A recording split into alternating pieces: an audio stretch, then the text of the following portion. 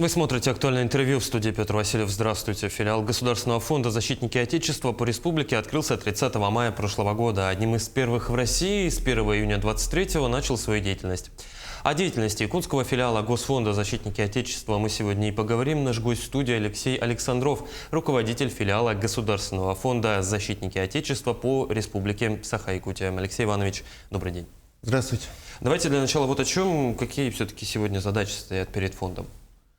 Основная задача – это сопровождение уволенных с военной службы ветеранов боевых действий, участников специальной военной операции и членов семей погибших, умерших участников специальной военной операции. То есть это комплексное сопровождение, иногда даже персональное сопровождение по тем проблемам и вопросам, которые поступают от них.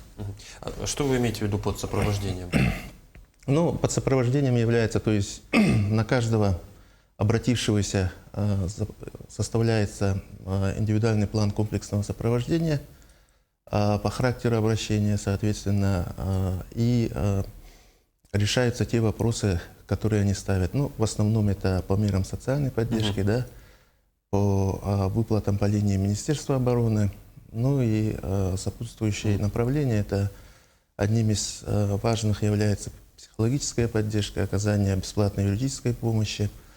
И, соответственно, те или иные вопросы касательно по социальной реабилитации, медицинской реабилитации. Здесь социальные координаторы полностью подключаются и, соответственно, взаимодействуют с органами исполнительной власти, с учреждениями по решению поставленных вопросов. Давайте про этих социальных координаторов поговорим подробнее. Насколько я понимаю, они закреплены адресно за каждым участником специальной военной операции, за каждым членом их семьи. Какова у них нагрузка и каковы основные задачи? Штат социальных координаторов в республике составляет 44 единицы. Из них 22 социальных координатора работают в городе Якутске, 22 в муниципальных районах республики. Соответственно, если говорить об общей нагрузке, то в целом за весь период деятельности обратилось более 8 тысяч граждан.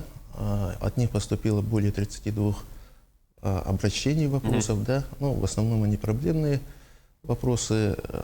И, соответственно, на каждого социального координатора порядка 65 человек закреплено, это в среднем по республике. Вот если говорить о том, как ведется работа, как, собственно, участники, уволенные с военной службы, обращаются к вам в центр, как ведется прием граждан и, самое главное, как ведется решение вопросов? Первичный прием состоит, естественно, оформляются соответствующие документы, согласие на обработку персональных данных, а потом уже по той проблематике социальные координаторы начинают отрабатывать. То есть, как я уже сказал, готовится индивидуальный план комплексного сопровождения. Все вопросы фиксируются, и мы начинаем отрабатывать. Сегодня, как вы, наверное, знаете, в филиале в городе Якутске развернут большой штат приходящих работников. Это в отделении многофункционального центра, социального многофункционального центра филиала фонда прием ведут социальные координаторы, специалисты учреждений республики от Министерства труда и социального развития, Минздрава, Министерства образования, МФЦ республики, и, соответственно, Государственного комитета занятости. То есть, в принципе, что позволяет нам сегодня обслуживать не только целевую категорию, это уволенных, и демобилизованных ребят, и членов погибших, умерших, и всех остальных ребят, которые приехали в отпуск, действующие военнослужащие, и, соответственно, членов их семей. А с какими вопросами чаще всего обращаются? Чаще всего обращаются по вопросам мер социальной поддержки. Таких обращений очень много, это около 9 тысяч обращений. Порядка 4,5 тысяч обращений – это обращения по выплатам по линии Министерства обороны. И вопросы, касающиеся психологического сопровождения, медицинской реабилитации, социальной реабилитации, трудоустройства, обучения детей, ну и другие. Мгм. А если вот разделить направление работы, с какими запросами, обращениями обращаются те, так скажем, у кого в зоне проведения специальной военной операции находятся члены семей, родственники, мужья, сыновья? То есть, ну, условно говоря, семьи. Любое обращение, любому обращению уделяется особое внимание, да, ну, соответственно, если обращаются члены семей действующих военнослужащих, дается консультация первичная, потом по тематике обращения мы сопровождаем их специалистам приходящих работников. Если вопросы затрагивают деятельность Министерства обороны, да, то есть если проблема возникает в ходе службы в военных частях там, или неполучение каких-либо необходимых документов от военкомата, то, соответственно, мы готовим от них письма, обращения в адрес военкомата, военных частей. Ну и, соответственно, если вопросы не решаются, то уже работаем вплотную с военной прокуратурой и Следственным комитетом.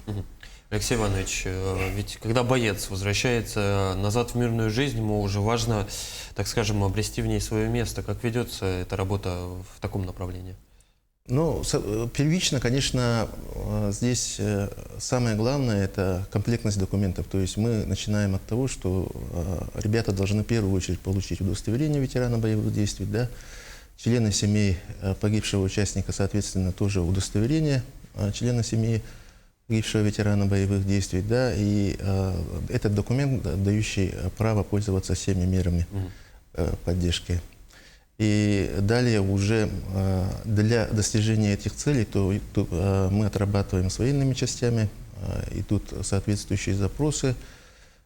Здесь для решения сложных вопросов привлекаются адвокаты Адвокатской палаты Республики Саха-Якутия. Они у нас еженедельно ведут прием по предварительной записи в офисе филиала.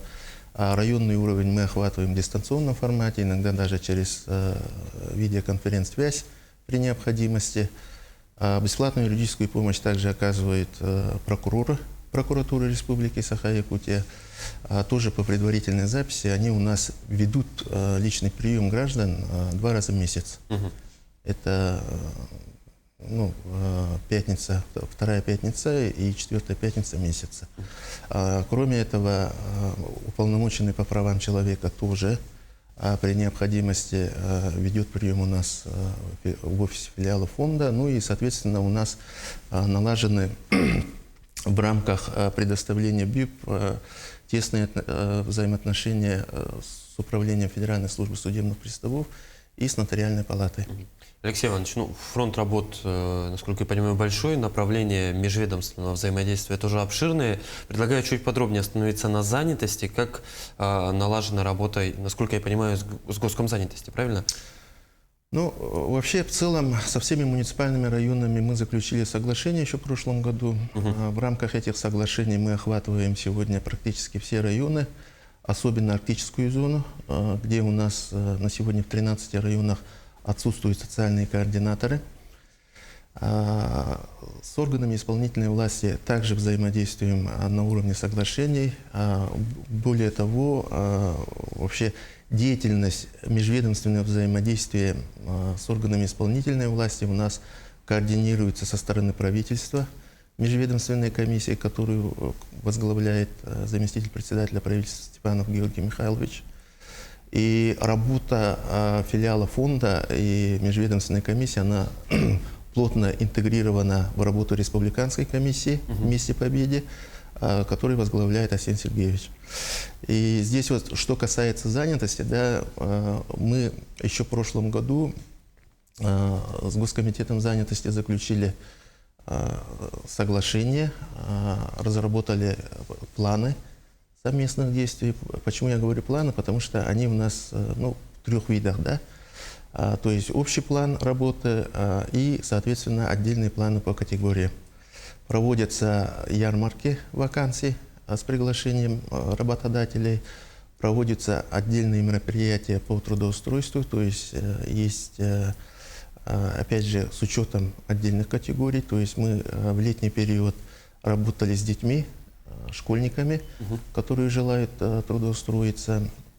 в летний период. Ну и, соответственно, с самими ребятами и здесь уже идет ну, плотное взаимодействие с их потребностями. Отдельно работаем с правоохранительными органами, то есть по их заявке, если есть вакансии, мы предлагаем ребятам после возвращения, чтобы они тоже рассматривали трудоустройство именно в правоохранительных органах. То есть здесь, насколько я понимаю, идет полное и переобучение, и подбор места работы. Да. Правильно.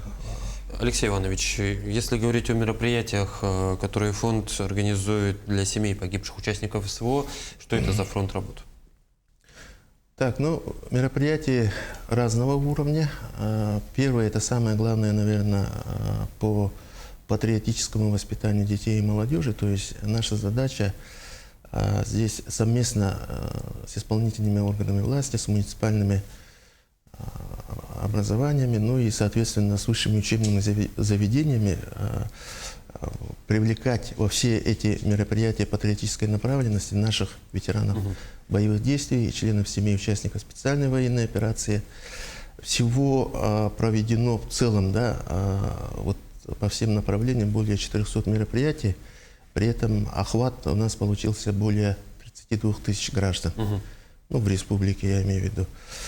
Также в том числе ведутся мероприятия по увековечению памяти наших героев, защитников Отечества. Кроме этого, наши ребята имеют возможность, члены семей, принимать участие уже в федеральных мероприятиях, а их у нас порядка 8 было проведено за весь период. Ну и самое главное, это спортивные мероприятия. То есть сейчас стоит задача привлечь ребят после возвращения именно в спорт. Спорт, в адаптивный спорт, да. У нас есть инвалиды вследствие военных травм.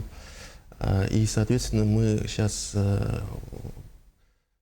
даем площадку, чтобы совместно с Минспортом, с управлением по адаптивным видам спорта проводим спортивные мероприятия. В прошлом году